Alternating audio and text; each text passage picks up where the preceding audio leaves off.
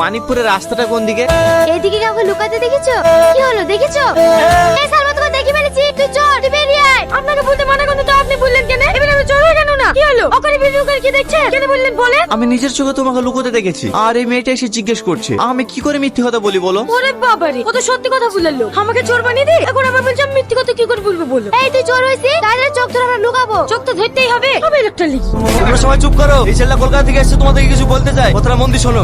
আমার নাম টনি, আমি কলকাতা থেকে এসেছি। আপনারা দীর্ঘদিন ধরে জলের সংকট এবং রাস্তাঘাটের জন্য বিডিও অফিসে দরখাস্ত করেছেন। আমি সেই বিডিও অফিস থেকে এসেছি আপনাদের গ্রাম এনকোয়ারি করার জন্য। আপনারা যদি রাজি থাকেন এবং জায়গা দেন, তাহলে কিছুদিনের মধ্যে আমাদের কাজ আমরা শুরু করতে পারি। কোনো সমস্যা নাই, জলের ট্যাঙ্কের জন্য আমি জায়গা দেবো। হ্যাঁ, আমিও জায়গা দেবো। না না, আপনারা জায়গা দেবো বললে হবে না। আমি গ্রামটা ঘুরে একবার দেখতে চাই যে কোথায় ট্যাঙ্কিটা বসালে গোটা গ্রামে জল সাপ্লাই করা যাবে। বাবু আপনাকে অনেক ধন্যবাদ, আমি অনেকদিন থেকে পানির কষ্ট পাচ্ছি। না না কাকা, আপনি আমাকে আপনি করে বলবেন না, আমি আপনার ছেলের বয়সী। বলছিলাম কাকা, আমি তো আপনাদের এখানে এক সপ্তাহ থাকবো, কোনো ঘর ভাড়া পাওয়া যাবে না? ওগো, স্যারকে খেতে দাও। আরে আপনি আমাকে স্যার বলছেন কেন? আপনি আমার বাবার বয়সী, আপনি আমাকে টনি বলে ডাকবেন। আচ্ছা ঠিক আছে। কি গো কিছু বলছো? অনেক বেলা হয়ে গেছে, টনিকে কিছু খেতে দাও।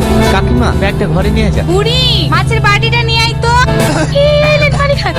তুমি এ বাড়িতে? এইটা আমাদের বাড়ি। ও, বলছি আমাকে ক্ষমা করে দিয়ে। কিসের ক্ষমা? সকালে আপনার সাথে যে খারাপ ব্যবহারটা করেছি, এতে আমার খুব খারাপ লাগছে, তার লেগে। অবশ্যই ক্ষমা করবো। তার আগে বলো, তুমি আমাকে যে জলটা খাওয়ালে, এই জলটা কোথাকার? কেনে ঘাটের পানি? খেতে কি আপনার কোনো অসুবিধা হয়েছে নাকি? না না, অসুবিধা হবে কেন?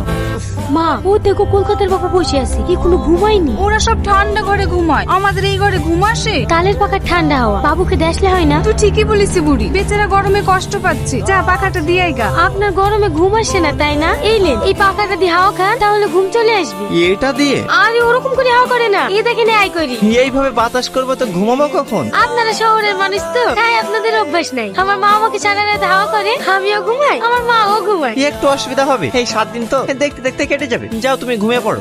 কাকি, আপনাদের টয়লেটটা কোন দিকে? ও কি মধু, আরে পায়খানাটা কোন দিকে? ওইসব আমাদের নাই বা, আমরা সব ঘাটের ধারে যাই। এই দেখো বদনাটা না, ঘাটের ধারে চলে যাও। সালমা, দাঁড়াও, আমার খুব ইমার্জেন্সি পেয়েছে। কোন দিকে যাবো? দেখতে পাচ্ছেন না অনেক জায়গা পড়িয়েছে, যে কোনো একটা আড়াল দেখে বসে পড়ি। ওই ঝোপঝাড়ে সাপ টেপ নেই তো? না থাকার কি আছে, থাকতে পারে। যান যান, ওই ঝোপটির আড়ালে বসে পড়ি। সামনে কোথায় বসতেছি? যা সজ্জা কেরে শালা, আমার রাইভে একটা এসছি। আরে বাবু, আপনি এই রাইভে কো পায়খানা ফেরে? যান যান, ওইদিকে যান। আমার আর কোথাও যাওয়ার জন্য নাই, এখানে হয়ে গেছে। দেন আমাকে দেন, আপনারা থাকেন, আমি আসছি। মোড়ল মশাই, ছেলেটা সত্যি খুব ভালো তাই না? একদম ঠিক বলিস, শহরের ছেলে হয়ে এত ভালো মানুষ হবে আমরা ভাবতেই পারিনি। আপনি আমার ঘাটে কার জন্য পানি নিতে এসেছেন? ওই সাহিদা কাকির জন্য। বয়স্ক মানুষ তো, জল নিয়ে যেতে খুব কষ্ট হয়, তাই আমি আসলাম। আপনি কত ভালো মানুষ, গ্রামের সব মানুষের উপকার করেন। তুমি ঠিকই বলিস, টনি যে শহরের ছেলে এটা বোঝাই যায় না। আরে না না, মানুষ এই মানুষকে ভালোবাসবো, এটাই তো মানুষের ধর্ম। তোমার হয়ে যায়নি সালমা?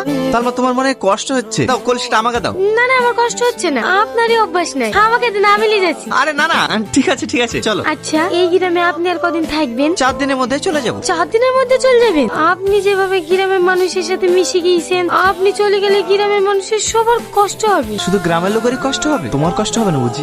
হ্যাঁ, আমারও হবে। তাই নাকি? তাহলে এই গ্রামে বিয়ে করে থেকে চাই, তাহলে তোমার আর কষ্ট হবে না। আপনিও না? আপনাদের স্বার্থে আপনাদের গ্রামে যে জল ট্যাঙ্কি ও রাস্তাঘাট ঠিক করার জন্য যে ডিলটা ফাইনাল হয়েছে, সেটার জন্য আপনাদেরকে কলকাতায় যেতে হবে এবং সেখানে গিয়ে সই করতে হবে। আমি বাপের কালে গাড়িতে চড়িনি, গাড়ি দেখলে আমার বুক ধড়ফড় করে। আমিও যেতে পারবো না বা, গাড়িতে চড়লেই আমার বমি হয়। টনি, এরা তো কেউ যেতে পারবে না, এখানে সই করে নিয়ে গিয়ে তুমি জমা দিলে হবে না? ভয় করলে কোনো অসুবিধা হবে না তো?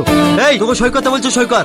মানিকপুরের প্রত্যেকটা মানুষকে বলছি, 1 ঘন্টার মধ্যে পুরো গ্রাম আমার খালি চাই। এখানকার প্রত্যেকটা বাড়ি ঘর ভেঙে আমি আমার ফ্যাক্টরি বানাবো। এই বাড়ি ভাঙে ফকটিয়া পেয়েছি না, তোকে এর আগে মানা করেছিল, আবার এসছি। এ কি বলছেন মডেল সাহেব? আপনি তো আসার সুযোগ করে দিয়েছেন। কি বললি তুই? ধনীকে দিয়ে তোদের পুরো গ্রামকে গ্রাম ফিতে করে নিয়েছি। খবরদার একটা ভালো ছেলে নামে দুর্নাম করবেন না। তোর তো গায়ে বাঁধবে, কারণ তুই টনির প্রেমে হাবুডুবু খাচ্ছিলিস।